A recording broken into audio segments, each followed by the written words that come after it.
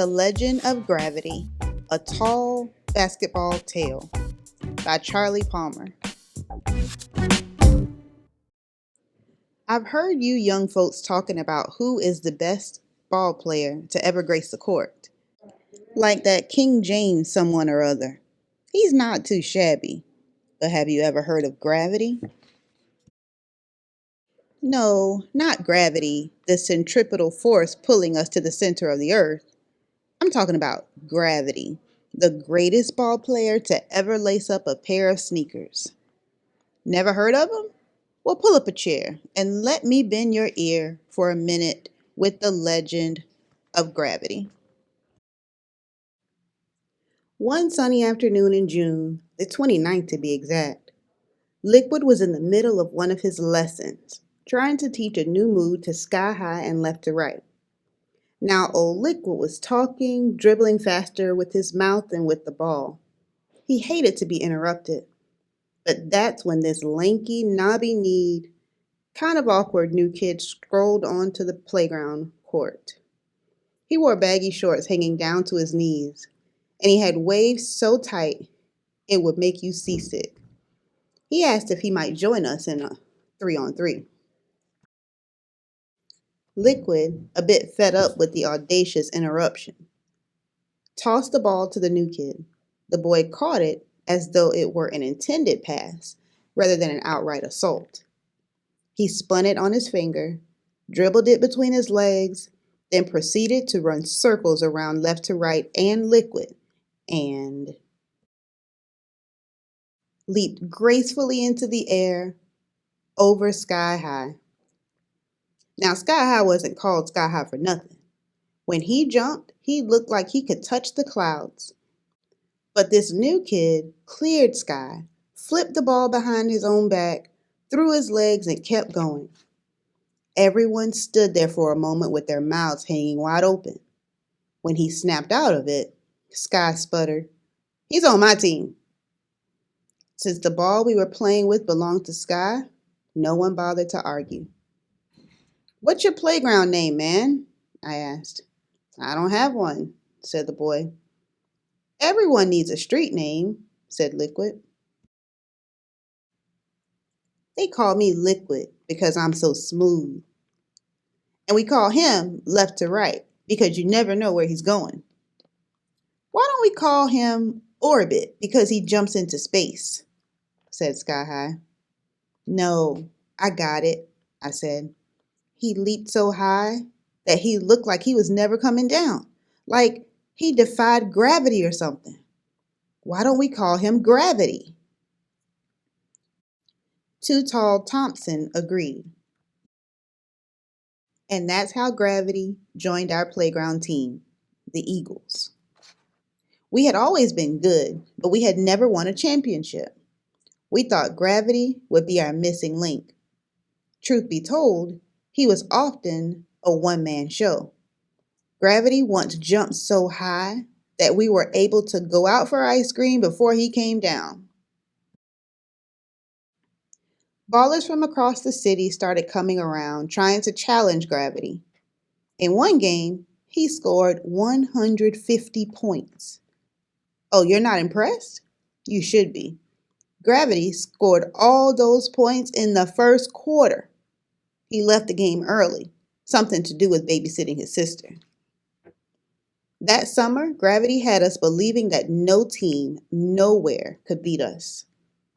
We ruled the blacktop courts in the hillside projects where we lived.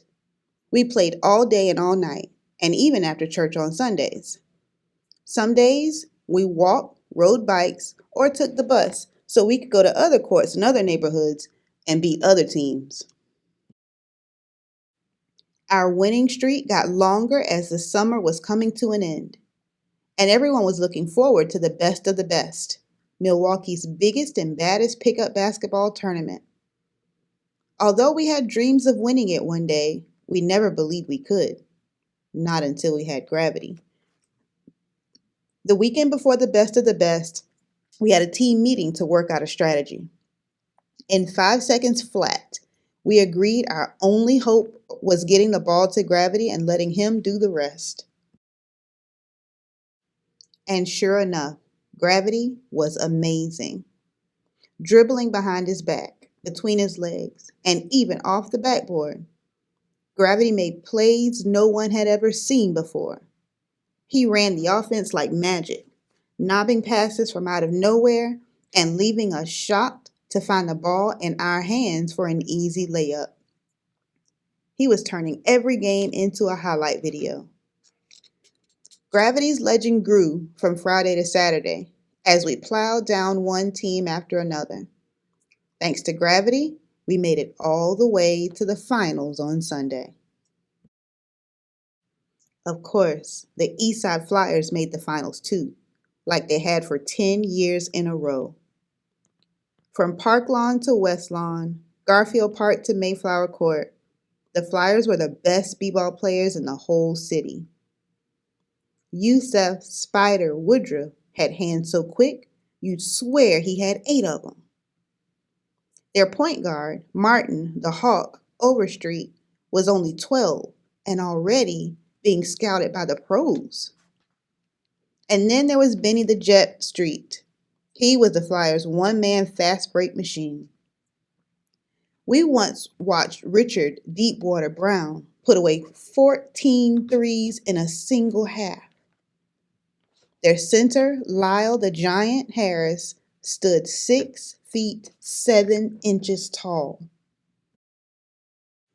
On game day, it seemed the whole city had come to watch. The Flyers formed a circle, piled their hands on top of one another, and said, 1, 2, 3, victory! We were so intimidated, we decided to do the same. So we huddled up on the sideline and said the obvious, 1, 2, 3, gravity! At first, the Flyers matched us point for point. As I went for a layup, Lyle the Giant slapped my shot in the opposite direction, and the Jets scored 2 points with a short jumper.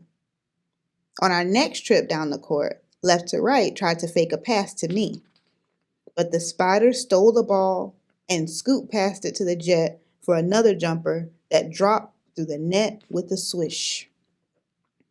The next time we got the ball, Gravity decided to take control.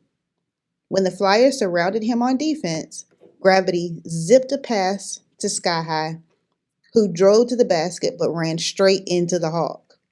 The referee whistled a foul charge against us. By halftime, we were tied 42-42, and Gravity was out of breath, exhausted. We needed a different strategy to win. Gravity never talked much. His game did all the talking for him. But what he said to us that day not only changed the game, it changed our lives. I can't win this game, Gravity said, but we can. He looked at Liquid and said, "Man, you flow like water. It's time for you to turn on the tap full blast." Gravity moved to Sky High. "You have hops like no other guy on this court. Why aren't you flying to the basket?"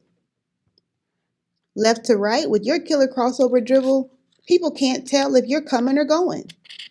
And you, Too Tall, just get in the way. Finally, he focused on me. Now, I'd never had a nickname, but when Gravity said, "I'm going to call you Butter. You got flavor. So we need you to melt into the backcourt and spread the defense," something inside of me got unstuck. This time, our team circled up, piled our hands on top of one another, and yelled in unison, 1, 2, 3, team! By tip-off, Gravity had us hyped. The Flyers might as well have surrendered right then and there. I caught the tip-off, and as I dribbled up the court, I whispered to myself, "Get out of the way or get served by Butter." The Flyers never knew what hit them. For the first time, Sky High, Left to Right, Liquid, Too Tall, Butter, and of course Gravity played as one. We confused the Flyers by constantly changing our defense. We ran man-to-man coverage, then switched to the 2-3-2 zone, and then shifted to our triangle, trapping a defense. With less than 2 minutes left, our shots started falling like a hard summer rain.